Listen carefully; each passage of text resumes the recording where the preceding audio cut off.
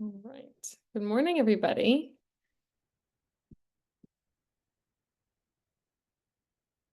I'm gonna let some people jump on here. Yes, all these otters. Oh my God, it's like really builds up. Hi, how are you? Really builds up the whole screen. All right. Is there a way to just say all allow? Sure, allow. Okay, great.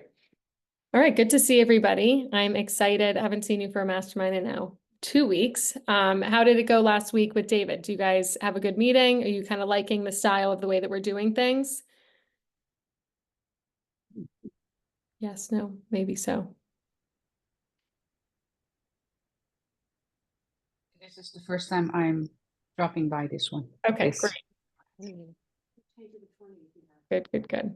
All right, so I'm gonna jump right into it because like I always say, I kind of like to, and we say at Compass, learn from reality.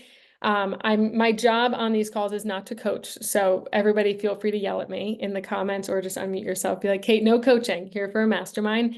But I did have a really interesting scenario that I thought was actually kind of interesting that Shrag yesterday was just going over the basics of leveraging Compass technology. So I was hoping I could maybe share my experience and then hopefully that sparked some ideas for everybody else. Was kind of a reminder to me, again, because I'm so in this and I know the tech, I'd like to say pretty well. I still, I think, forget when I go into listing presentations that especially for us in Westchester, New York, which is where I'm located, Compass really does have like the majority market share. So most of the time if I'm pitching against other great agents, they're likely going to be Compass agents as well. So it's really interesting to see how different our pitch can be. And for instance, yesterday I went into a listing presentation. I was the only one who brought up private exclusives. And I think I was the second agent, but they had called somebody else. So I'll give them the chance that maybe they didn't get to go through their whole pitch. And I was really interested because I thought the exact scenario that they were kind of presenting to me and kind of the battles that we had, private exclusive would have been a really great thing to solve for. So I had priced the property. My recommendation was going to be pricing it around like 165 in hopes of getting multiple bids. That's kind of the style that we like to do, not go way under. Definitely not ask for exactly what they're hoping to get because there's a risk to that. So really kind of coming up with a creative way with that. Immediately, classic thing, absolutely not. So low. What are you thinking about? It is nice, but kind of basically what he was saying, no less than 1.8. So went through all the comps. I had the comps in the collection for him, which if any of you have ever taken my calls, you know I love to do it that way.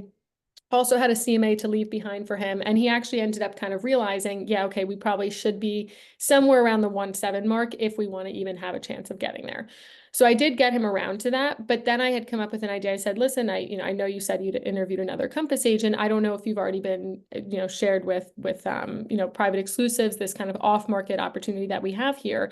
But I think this could actually be a really great way where without putting this price out that you maybe want to test out to the market, and then in 2-3 weeks having to cut that down, which is just really never going to look great, especially in this area. And especially with the days on market that are typically in this subdivision that they live in. Why don't we try this private exclusive? Kind of a hidden price. I'll still curate the best of brokers to come in and take a look. I don't need to pitch this to you guys. You know my whole thing. But it was really interesting to me. He was like, okay, 100% yes. He's like, I basically risk-free get to test out my price. Absolutely.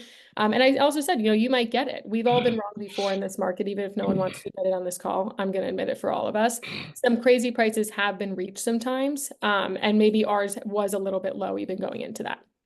So I thought that was a really interesting thing that I wanted to bring up, that we do make this assumption that if we're competing against other Compass agents, everybody's bringing the same thing to the table. But I don't think that all of us necessarily take the time, especially with the amount of tools that Compass rolls out and the amount of new tech, to really make sure that we understand how to leverage all of these as much as we possibly can. So I wanted to kind of open up the floor to that. So feel free, if we want to talk about a specific tool, we could talk about private exclusives. If we want to talk about a specific tool for sellers or for buyers, or a tool that, I personally think a lot of our tools can help out both types of clients. So just one experience that I had, but I kind of wanted to open it up for you guys if you had any comments from the calls. Yeah, Martha. Sorry, I was actually not going to talk today, but Me too, but look at how that's going. But I have to share with you, I had exactly the same experience last week. Interesting. Okay. I had a seller ask me for a market analysis, which I gave him. He interviewed at least 2 other agents. My price was, probably like mid-8s, somewhere Mhm. around there, mid to high 8s. The other agents came in 200,000 over what I was. So Wow. huge difference. And he went with me. And I said to him afterwards, I talked to him about the private exclusive. I said, well, we could set an aspirational price and see what happens, and then come Mhm. on as coming soon. And that way, as coming soon, everybody can see it and then come on as active after the private exclusive. But when I asked him, I gave him a lot of credit, for going with me rather than somebody giving him 200,000 over. And he said, you know what? We looked at the data. I don't know how they came up with those prices. He said, but they were setting us up to fail. He said, I know that our house is not going to get 1.1 million, but he really liked the multi-tiered marketing approach as well. I will say that what I'm finding in our area are people are coming in with some private exclusives and they're only marketing it once. In other words, they're sending around a flyer when it first comes on. Mhm. And they're not doing anything else after. I really feel that to be successful with the private exclusives, you have to do more than one flyer because you need to market it to your Compass community so they know about it. Yeah. I think that's key. I'm not going to talk, so someone else has to talk. See, I'm good. This is good. This is being very aware, self-aware. That's what this Do you is. mean so do you mean by flyer? What do you mean taking it to your offices? Like, I'm not really sure. You don't mean just a digital sending it out or putting it on Workplace? What exactly do you mean by that? So what I've seen happen in our case is when it first comes on as private exclusive, they create a flyer in Marketing Center and then they email it to the offices. But they only do that once. And if you've got a private exclusive for, 2-3 weeks or however long, I think you need to do more than that. I'll admit to you, I'm not an agent that typically looks at private exclusives. I just don't. I'm in our MLS, multiple times a day, but I don't tend to look at private exclusives unless I'm looking specifically for something for somebody. So if you're only advertising it once when it first comes on as private exclusive, it's just not showing up for me. So I think you have to do it more often. At least that's my thought, and depending on how long you have it on. Absolutely. Something just to, if anybody wants to take this recommendation back to their region, a few of our AEMs are, I mean, all of them are amazing, but a few of them have really taken on the role of weekly. They are sending out not only just the Westchester private exclusives, but the tri-state private exclusives. And that's been really helpful just to always like kind of fresh in my memory every week. A lot of the time it's kind of like the similar ones, or I've already gotten the email like you're saying from someone else. But that could be if you don't already have that happening, maybe make that request as well, because it's easier if they're just taking them every week and kind of putting them to the top of your inbox. But absolutely. Has anybody else done a private exclusive or kind of created a great marketing plan in their head or in reality that they want to share? I think the private exclusive is underutilized because the thing is you can already start promoting the property the moment you sign the agreement. Mm-hmm. And then I had wanted, she was not ready to sell yet, but she would sell at an aspirational price. So we got the whole thing ready and we ended up selling 100,000 over our aspirational price. It's great. And that's the whole make me move price. Yeah. Yeah. And her preference was to sell it off market. And the nice thing is it gives you a 3-tiered approach, right? So you have first private exclusive, then coming soon, and then going on the market. Yeah. Christine and then Donna. I was just gonna say I did set up a search for all the private exclusives in Chicagoland, and it's been great to see how many come on. I don't do a ton of work in the burbs. I'm more in the city, but people are really utilizing it a lot. So I highly recommend just setting a search. And then one thing Robert had in his email with all the clear cooperation stuff that I really liked.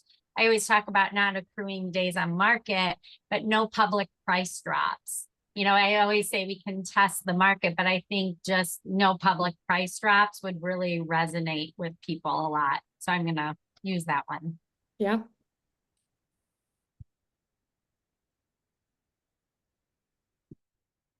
And then Donna. Oh, Good morning. there you go. Yep. I was also not going to talk this morning. The lady who said that her client was set up to fail. I think that is an excellent talking point when somebody says, but the other agent said they would list it at 150 or 200,000 over. I'm really glad you brought that up, Mr. Seller. I recently had a conversation with a client who selected me over someone else because they felt they were set up to fail. I'm curious, what specifically causes you to believe that they can actually list it at that price and get you where you want to go in the time you want, or something along those lines? Yeah.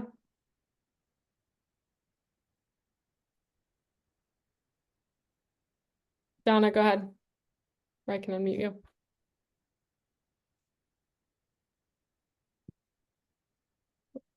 Well, I don't think we can hear you. No one else can hear it, right? Not just my thing. Sorry.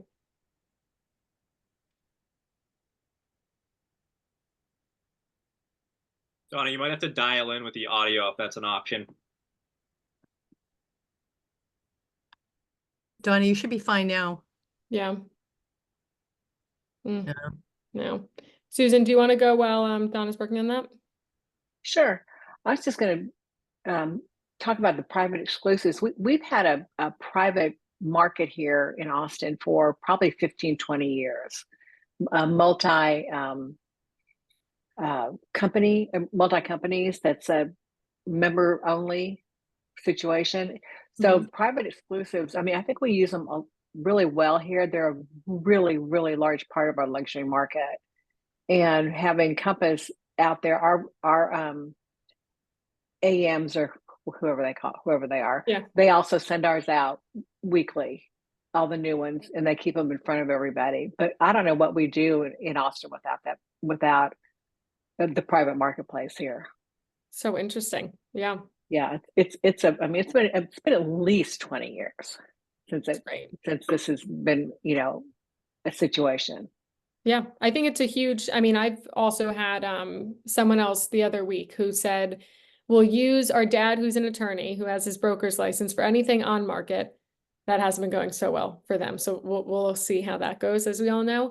But if you can find me something off market, because I had found their friend something off market after years of looking, and they're like, we heard you're the off market queen. I'm like, well, I don't know about that, but it would be great. So it's very interesting. I think there is such an exclusivity to it, and really a nice way to get buyers out of the craziness that's happening sometimes.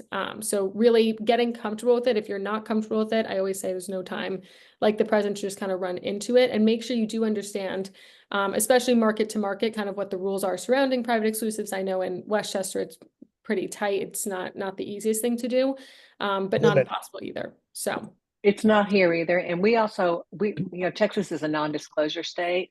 So a lot of the reason private exclusives are so popular is because the sales price is not disclosed anywhere. And so on a private exclusive, nobody has access to it unless you're actually a member. Got it. Okay. And we don't even publish those. And we're not considered, the way it's set up now, we had to change it. It's not considered an MLS listserv. So we kind of slowly skirting around those rules. Yeah, I was going to say. Yeah. I wanted to say, being in the business so many years, to me, I always thought it was more advantageous to put it on the open market and get the greatest amount of exposure. I've been pretty indoctrinated into that. So, I guess there's a way around that, but I'm trying to adapt to the exclusivity approach now.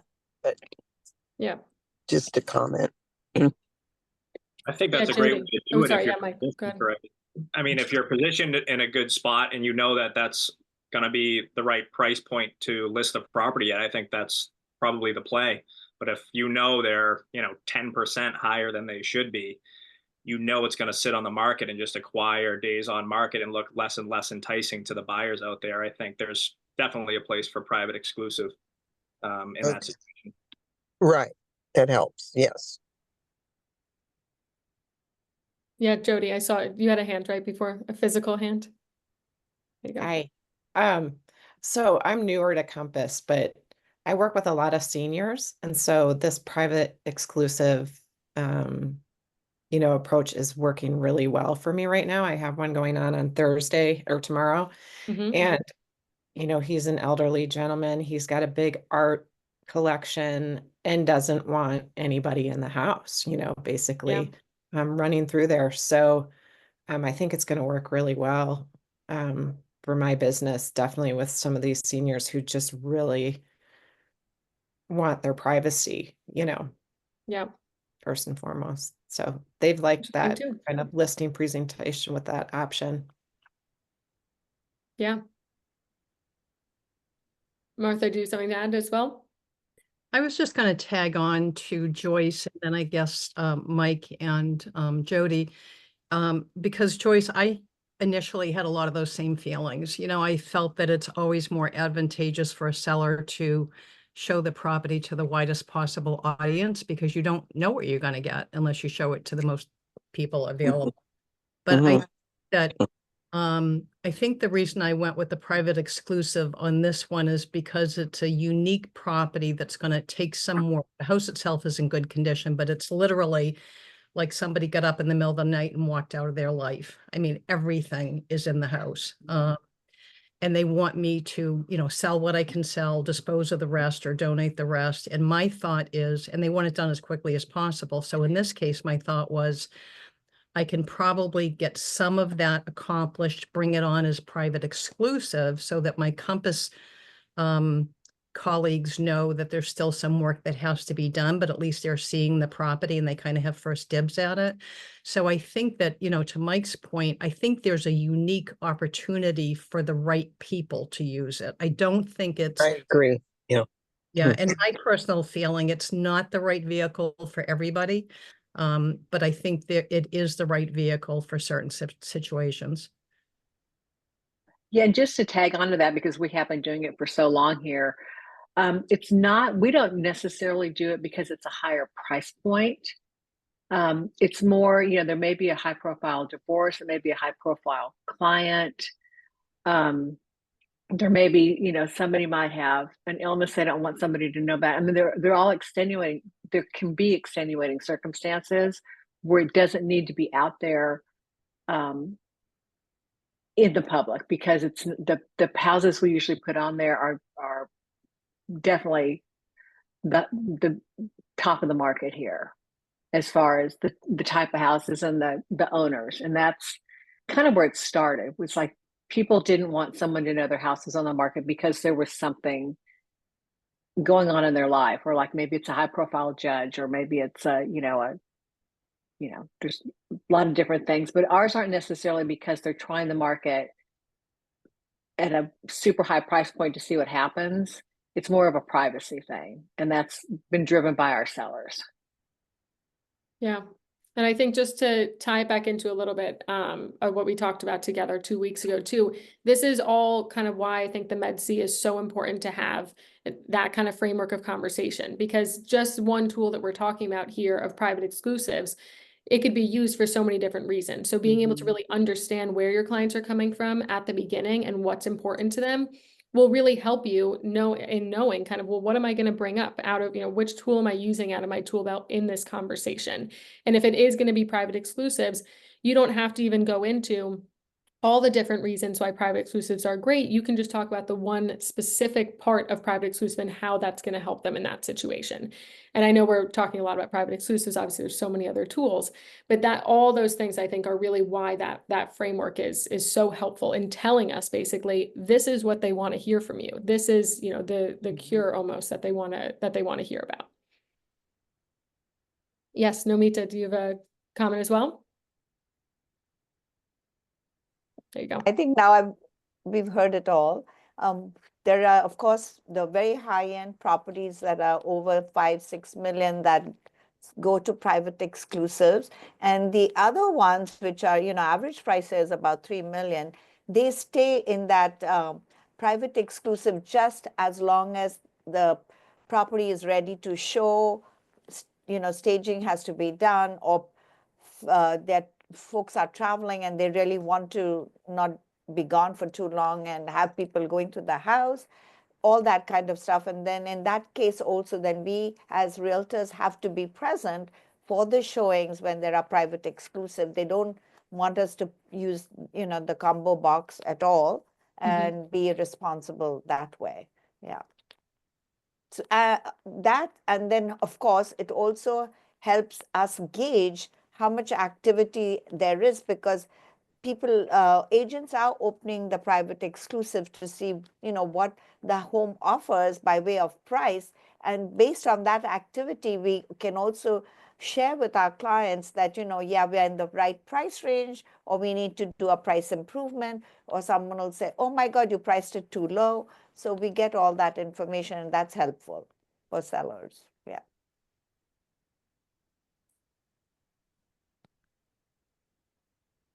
Yeah, Mike. Yeah, just to take a brief detour, I guess, from private exclusives. Yeah. I found a couple of other tools, especially in like a recent listing I had where I was dealing with like 5 different seller personalities, some people more analytical than others, some a little bit more emotional, dealing with an inherited property. But the digital ads I find are, I mean, I ran an ad for this for maybe $300, and half of the views for the property in the first week came from those digital ads, which I was kind of surprised by. It was like something like over 3,000 views in the first week, and then 1,500 or so were from the ad campaign, which kind of boggled my mind a little bit. I kind of front loaded it. I didn't make it a super long ad campaign. I knew I wanted to try to get this to go in the first week, but being able to come back and use that insight report and put those numbers in front of the sellers is so powerful, I think.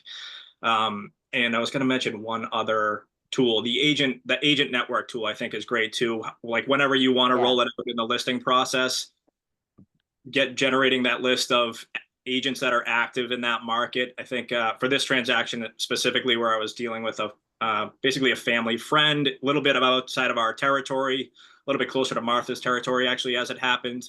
And, one of the sellers wanted to use someone that's a little bit more familiar with Cape Cod or just over the bridge down the Cape. But, most of them are like, these guys are family almost, let's just use them. They know what they're doing. So having the agent network tool and be able to say, listen, we're going to put this directly in front of all of these high producing agents down the Cape anyway, whether it's, right before we go on the market or during the coming soon phase or right after we list. I mean, we're blasting this out to all of the producing agents down the Cape. I think being able to then add that insight to that first week of reporting and put all those numbers in front of the sellers so they know you're doing what you should be doing. You're getting eyeballs on the property. And again, it's up to them to really position the property in a way that leverages the marketing that you're doing. Yeah. Anybody else want to chat about other tools that they use? We can keep it on the seller topic if you want to. Another thing I'll share if it sparks another idea. Same people as yesterday, because it's they're going to put it on in the spring. I put them in a collection, kind of added them into that same collection that I had already for the comps so that they can also monitor the market with me. Because there were a few things that they had pulled up just from Zillow and whatever, their website, and didn't even realize like how the square footage was being, I don't know, presented on that website. It's a very weird situation.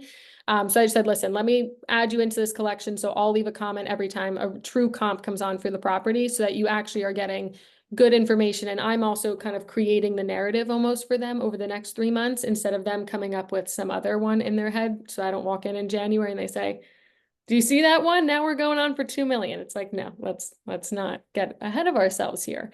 So also using the collection, even if they were ready to list right away, just to stay in touch with them there and make sure that you are kind of beating them to it instead of them saying, hey, Kate, did you see that one come on the market? You've likely already had a collection that's fed that into them and can leave a comment on there.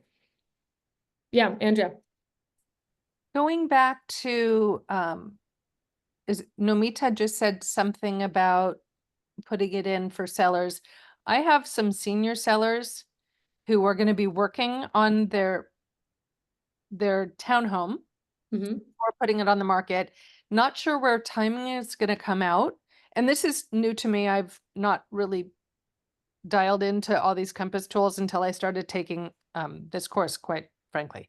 So thank you for that. I'm thinking that maybe, and I want to kick the get feedback from you all about it. I'm going on holiday the end of October. Is it feasible to put it in private exclusives, the listing in private exclusives for the period that I'm gone? And how would you position that to the seller? You're gonna have to have somebody that's gonna cover that for you if somebody wants to see it, somebody you Well, really trust, Yeah, it would be and that vacant. the seller and trusts. on Supra. Do you have some, like some associate who you team up with when you're going on vacations? And then maybe you have to give them an incentive, also, and that might help you because then you are tracking what's happening, or they will be tracking what's happening for you using their time. So that's helpful.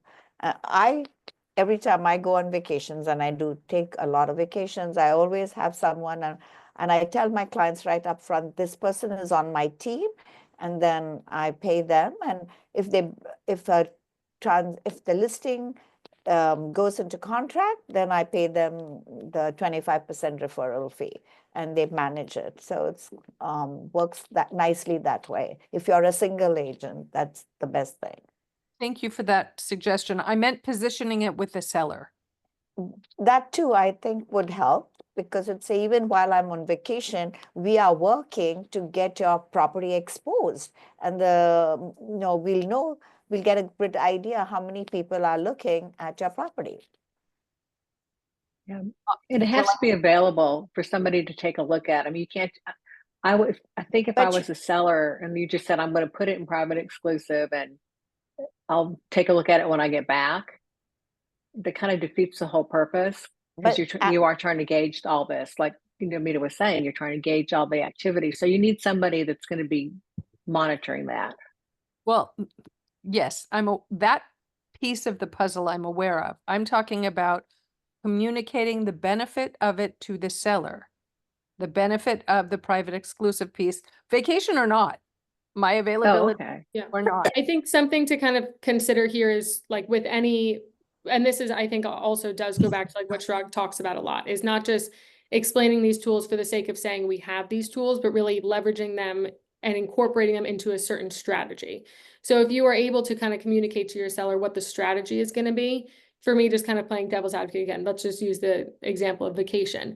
I think really the strategy of these private exclusives, yes, it could, as Nomita is saying, could be a nice way of saying, listen, I'm going on vacation, but I'm still going to be, working for your property or whatnot. I still think personally, it might be better just to wait for a week where you're there, so you can really double down on what the strategy is of that, to say, listen, I was there for the showings. And being there and hearing that feedback, communicating, following up right away with the agent, saying, what do you think on the price? Any improvements you think I could make to it before we go on? Was your client interested? Whatnot. I think that's really what the strategy is that a lot of us are talking about here. So I think that might be something just to consider. But if it's a situation where your seller's saying, listen, this is really the week I want it to go on, and you have a conflicting, then maybe, yes, bringing in a colleague there and explaining that to the seller, if that's a concern of theirs, that it won't be marketed for that week or something, could be helpful. Great. Thank you very much. Thank you all. Cool. Right at 12 o'clock, like clockwork. It's good. All right. Well, I didn't know this was only gonna be private exclusive, but I did think it's kind of interesting. And hopefully it's kind of sparked some ideas for all of us to brush up on it and get really comfortable with it. So it is something you want to pitch. When you're meeting with sellers or meeting with buyers, that's the whole point of being at this amazing company. So whether that be for private exclusives, collections, whatever it might be, whatever tool it is, get comfortable with it. You don't have to be perfect at it, but understand a few great things of each. So you do have a pretty full toolbox anytime you're meeting with a client. That's kind of how I built it up in my head, and I gave myself time to do that and kind of test it out. Cool. Thanks, everybody. Appreciate it. I will see you. I might see you next week. I need to check with David, but I'll see you eventually, very soon. Good to see everybody. Email me if you have any questions. Talk to you.